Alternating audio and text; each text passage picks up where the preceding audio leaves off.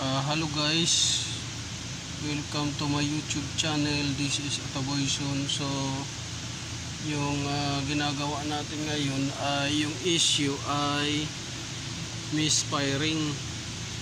So nagpalit na sila guys ng spark plug, nagpalit na sila ng ignition coil, nag-compression test na sila, tapos nag-injector cleaning na sila, tapos nag-swap na sila ng injector. Ganun pa rin guys yung issue, misfire. So marami na yung ginawa nila. Una, palit spark plug. Sunod, palit ignition coil. Sunod sa ignition coil, naglinis ng injector.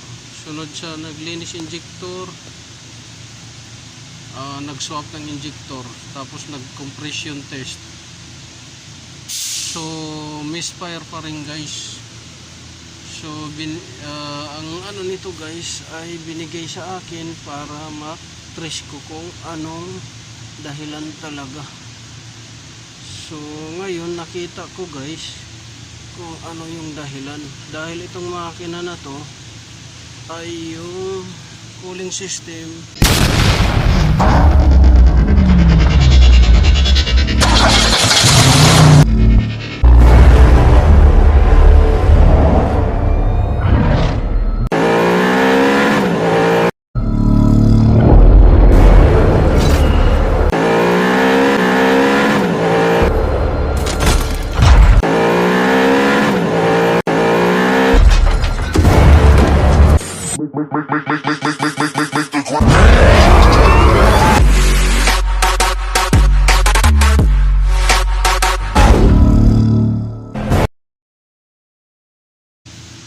Bypass niya ay malapit sa intake.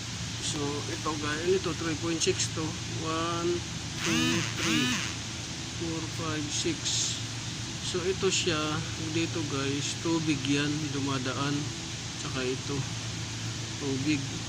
So tumawid siya dyan, pumunta dito yung tubig, yan, dito rin tumawid ang tubig. So hindi mo makita nito guys kasi natakpan to ng intake manifold.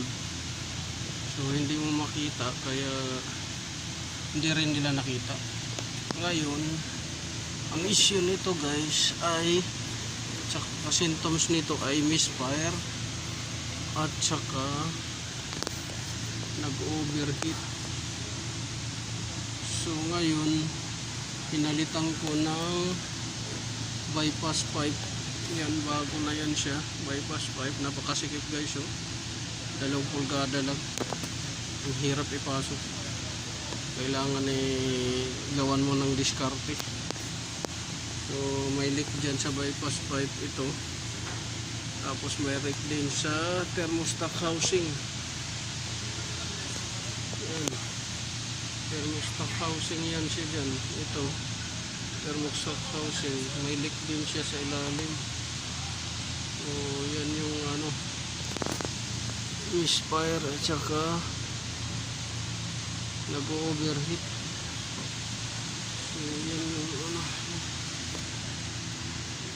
So yan guys yung issue tsaka symptoms nya.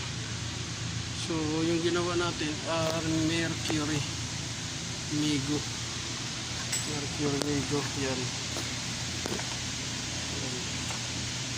Mercury paparehas pa rin to ng makina ng Ford. So nandito yung pipe, papakita ko sa inyo guys yung pipe.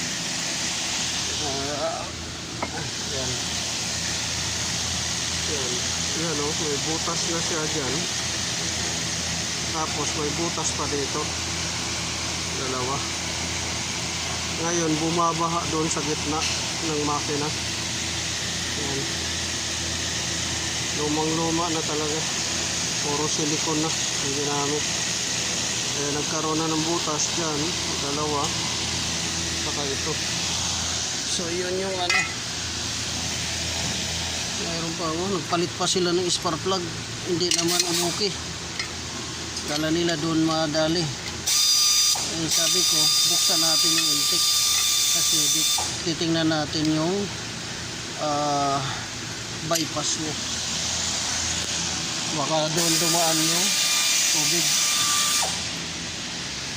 So,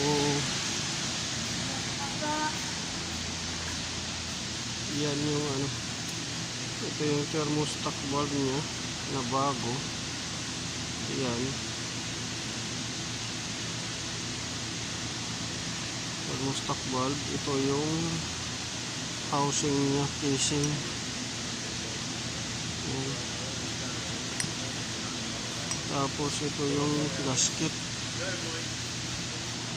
At saka yung lumang thermostat valve nandito guys. Sira na, putok na talaga oh. Kita nyo yung rubber na yan. Yan oh. Yan oh. Putok na. Putok na yung ano, thermostat. Isa rin yan na dahilan stock, ano na siya, stock open. Sira na talaga thermostat.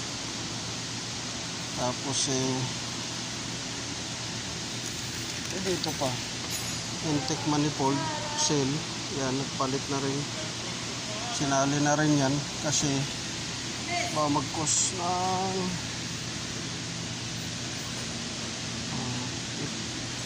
ng overheat. Yan naman, lumusot. So yan yung ano, dito tumawid guys oh. Okay, pumunta.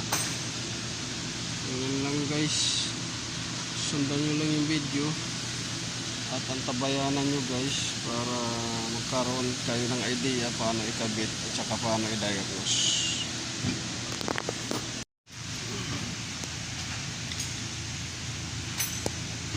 So yun lang guys, sana may nakuha kayong kaalaman at sana nakatulong ako sa inyo kung paano hanapin yung misfire depende sa engine specification o engine layout nya. So yung ibang engine, yung inlet tsaka outlet ng coolant is wala doon sa head. So safe yun siya, pero pagka ganito minsan talaga nasisira yung gasket, tumatawid. So kita nyo yan guys, so bumabaha dyan sa likuran pero hindi mo makita na tumutulo dun sa baba kasi nasa sahod sa gitna ng ano, kasi naka B-type kasi yung makina. So yan yung thermostat housing.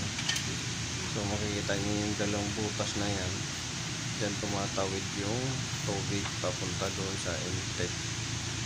Yan, papasok doon sa band.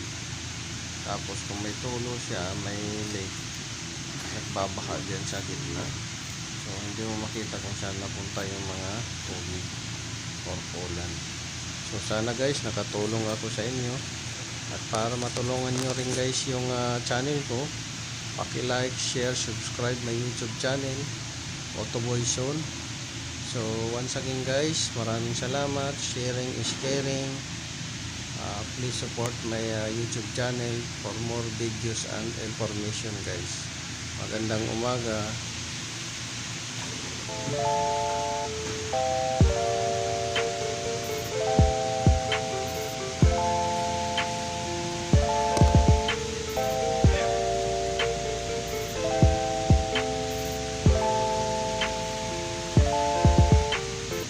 So i-update ko na kayo guys nito guys pagka naikabit na natin lahat ng mga accessories niya at saka parts na papalitan. So i-update ko kayo kung anong resulta nung ginawa nating diagnosing at repair.